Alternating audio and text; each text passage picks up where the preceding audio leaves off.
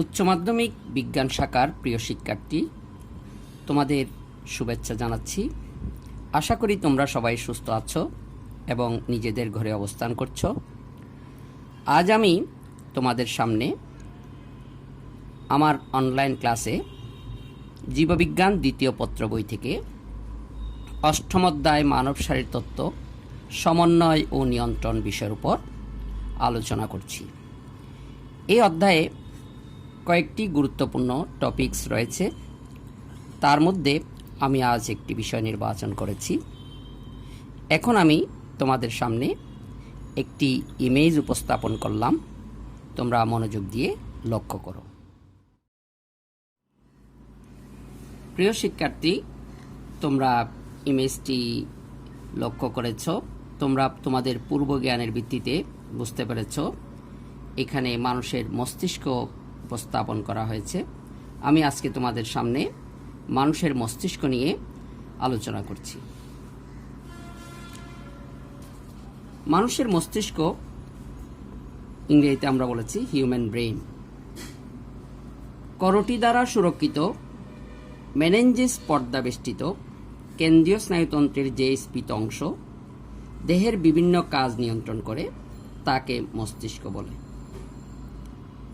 ভ্রূণীয় বিকাশের সময় একটোডার্ম থেকে নিউরাল টিউবের সামনের অংশ স্ফীত হয়ে মস্তিষ্ক গঠন করে।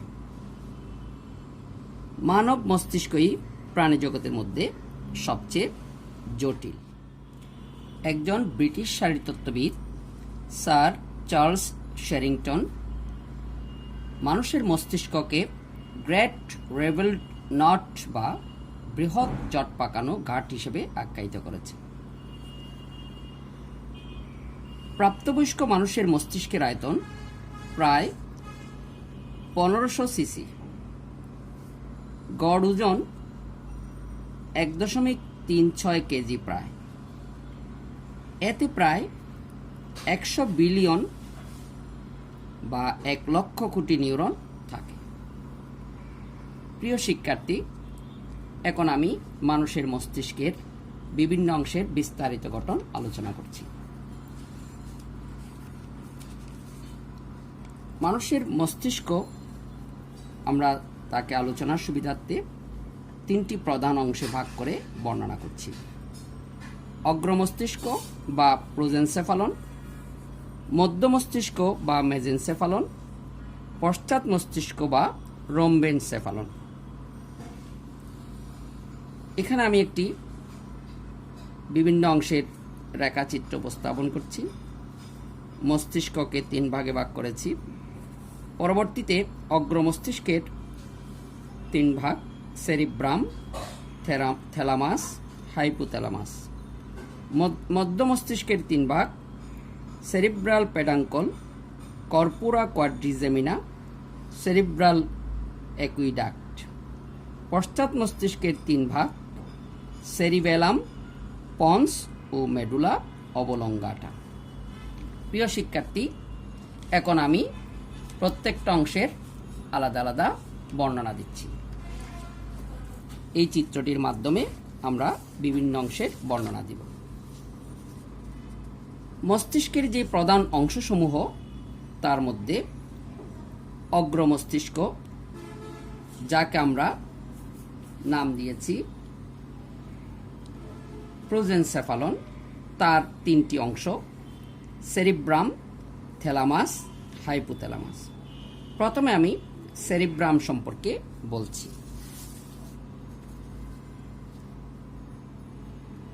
অগ্র মস্তিষ্কের যে অংশ করোটির বিস্তীর্ণ অঞ্চল জুড়ে অবস্থান করে এবং মানুষের বুদ্ধি, চিন্তা, স্মৃতি ইত্যাদি নিয়ন্ত্রণ করে তাকে সেরিব্রাম বা বাংলায় আমরা গুরু মস্তিষ্ক বলে থাকি। সেরিব্রাম মানুষের মস্তিষ্কের সর্ববৃহৎ অংশ। মস্তিষ্কের ওজনের প্রায় 80% হচ্ছে এই সেরিব্রাম এবং মস্তিষ্কের অন্যান্য অংশকে এটি আবৃত করে রাখে। এটি ধূসর পদার্থ বা ইংরেজিতে যাকে আমরা বলেছি গ্রে ম্যাটার অর্থাৎ নিউরনের কোষদেহ নিয়ে গঠিত। সেরিব্রামটি একটি অনুদৈর্ঘ্য মস্তিষ্ক খাঁজ দিয়ে দুই গোলার্ধে বিভক্ত। এই অংশ বরাবর একটি খাঁজ আমরা উপরের দিক থেকে দেখলেই বুঝতে পারব। এদের যথাক্রমে ডান পাশে ডান সেরিব্রাল হেমিস্ফিয়ার এবং বাম পাশে বাম সেরিব্রাল হেমিস্ফিয়ার বলি। গোলার্ধ দুটি কর্পাস ক্যালুসাম নামক স্নায়ুযোজক দিয়ে যুক্ত থাকে। ডান সেরিব্রাল হেমিস্ফিয়ার দেহের বাম অংশ এবং বাম সেরিব্রাল হেমিস্ফিয়ার দেহের ডান অংশ নিয়ন্ত্রণ করে। প্রতিটি সেরিব্রাল হেমিস্ফিয়ারের অভ্যন্তরে একটি তরল পূর্ণ প্রকোষ্ঠ থাকে। এদের পার্শ্বীয় প্রকোষ্ঠ বা ল্যাটারাল ভেন্ট্রিকল আমরা বলি। দুইটি সেরিব্রাল হেমিস্ফিয়ারের আয়তন প্রায় 1350 সিসি। সেরিব্রামের বহির্দেশে অবস্থিত গভীর খাঁজগুলোকে সালকাস এবং ঢেউ খেলানো ভাঁজগুলোকে জাইরাস বলে। সেরিব্রামের বহির্ভাগকে সেরিব্রাল কর্টেক্স বলে। এটি 3 সেন্টিমিটার পুরু এবং গ্রে ম্যাটারে গঠিত। আবার অন্তর্ভাগকে সেরিব্রাল মেডুলা বলে। এটি হোয়াইট ম্যাটারে গঠিত। এখানে উল্লেখ্য যে সুষমাকাণ্ডের ক্ষেত্রে হোয়াইট ম্যাটার বাইরের দিকে এবং গ্রে ম্যাটার ভিতরের দিকে থাকে। সেরিব্রামের প্রতিটি গোলার্ধ অর্থাৎ সেরিব্রাল হেমিস্ফিয়ার 4টি খণ্ড বা লুব নিয়ে গঠিত। ফ্রন্টাল লুব, এটি সামনের দিকে থাকে। প্যারাইটাল লুব, এটি সেরিব্রামের তালুতে বা মাঝামাঝি অঞ্চলে অবস্থিত। টেম্পোরাল লুব সেরিব্রামের দুপাশে কানের ঠিক উপরে অবস্থিত এবং অক্সিপিটাল লুব এটি সেরিব্রামের পশ্চাৎভাগে অবস্থিত। এবার আমি এই সেরিব্রাল হেমিস্ফিয়ারের কাজগুলো বর্ণনা করছি।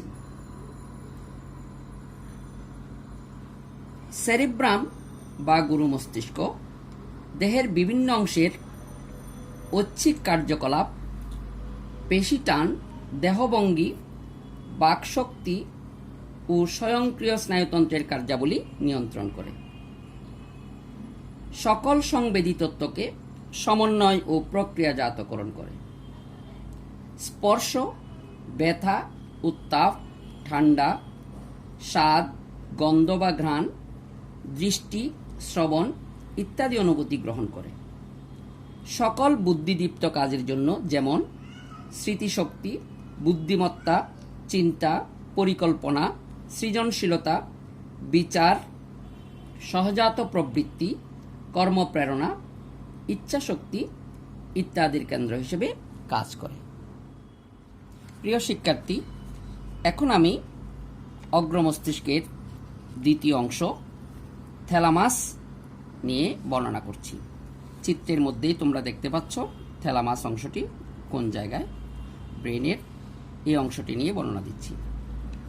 মস্তিষ্কের সেরিব্রামের নিচে এবং মধ্য মস্তিষ্কের উপরের শ্বেতবস্তুর মধ্যে যে দুইটি ধূসর বর্ণের ডিম্বাকার অংশ থাকে তাদের থ্যালামাস বলে। থ্যালামাস ডিম্বাকৃতির ধূসর পদার্থের স্নায়ুপুঞ্জ বিশেষ। প্রতিটি থ্যালামাসের দৈর্ঘ্য প্রায় 4 সেন্টিমিটার হয়ে থাকে। এখন আমি থ্যালামাসের কাজগুলো নিয়ে একটু আলোচনা করছি। থ্যালামাস রিলে কেন্দ্র হিসেবে কাজ করে। এটি একটি গুরুত্বপূর্ণ প্রতিবর্তী কেন্দ্র। বিভিন্ন আবেগজনিত প্রতিক্রিয়া যেমন ক্রোধ, পীড়ন ইত্যাদি থ্যালামাসের মাধ্যমেই সংঘটিত হয়। থ্যালামাস মানুষের ব্যক্তিত্ব ও সামাজিক আচরণের প্রকাশ ঘটায়। স্পর্শ, ব্যথা, চাপ, যন্ত্রণা ইত্যাদি অনুভূতির কেন্দ্র হিসেবে থ্যালামাস কাজ করে। গন্ধ ব্যতীত সকল সংবেদী স্নায়ু প্রবাহকে সমন্বয় করে সেরিব্রামে প্রেরণ করা থ্যালামাসের কাজ। থ্যালামাস নিদ্রিত মানুষকে হঠাৎ জাগিয়ে তোলে এবং পরিবেশ সম্পর্কে তাকে সতর্ক করার ব্যাপারে বিশেষভাবে অংশগ্রহণ করে। এবার আমি অগ্রমস্তিষ্কের তৃতীয় অংশ হাইপোথ্যালামাস নিয়ে বর্ণনা দিচ্ছি।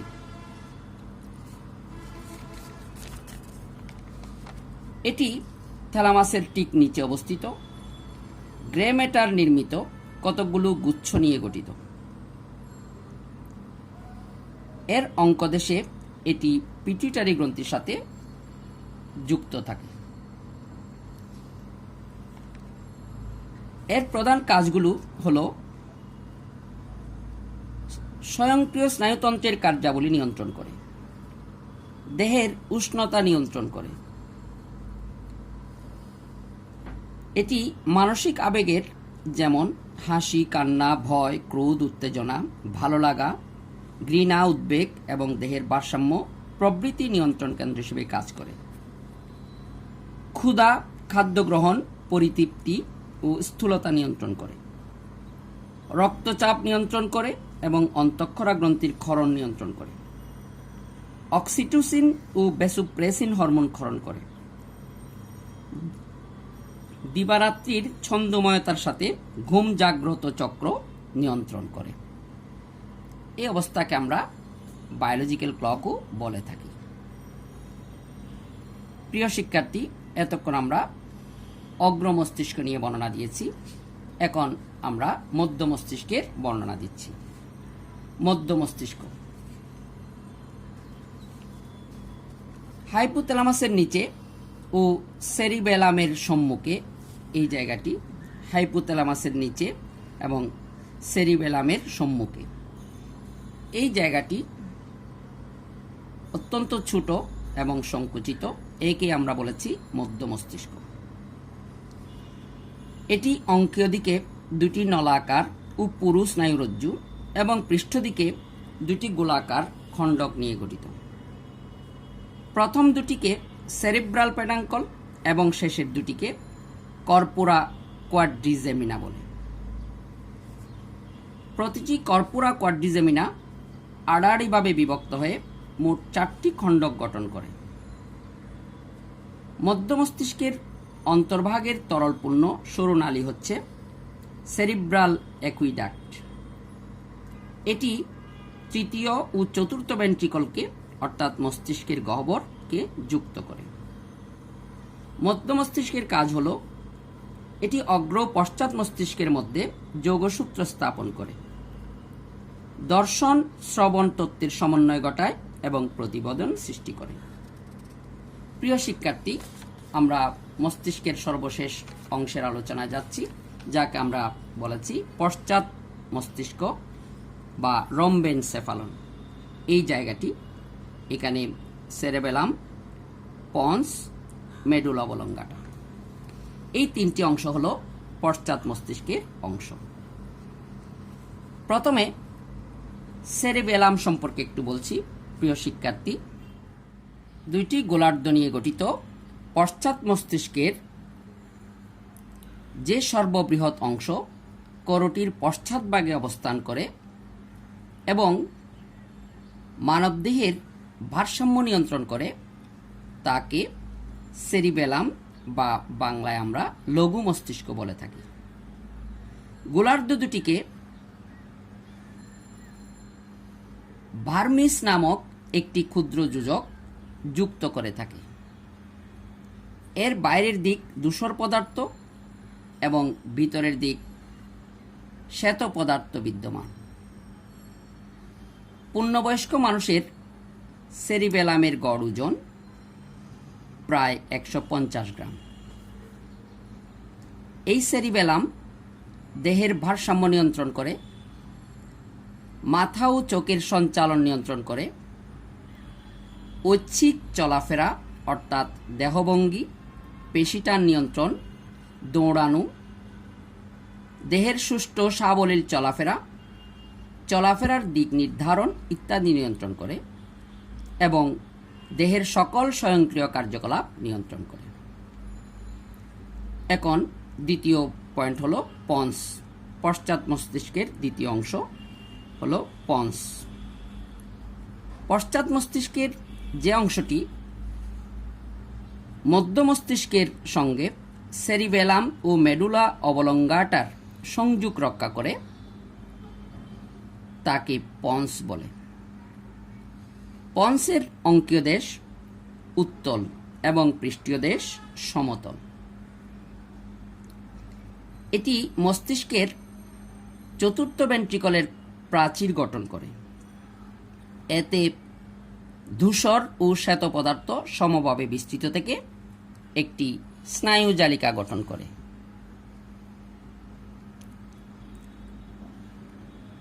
এই পন্সের কাজ হল এটি মূত্রনালীর পেশির সংকুচন ঘটিয়ে মূত্রত্যাগে সহায়তা করে, চোয়ালের বিচলন, অক্ষিগোলকের পার্শ্ব বিচলন, মুখের অভিব্যক্তি ও উত্তোলন, লালাক্ষরণ ইত্যাদি নিয়ন্ত্রণ করে। সেরিবেলাম, সুষমাকাণ্ড ও মস্তিষ্কের মধ্যে এটি রিলে স্টেশন হিসেবে কাজ করে। তাছাড়া এটি অ্যানিস্টিক ও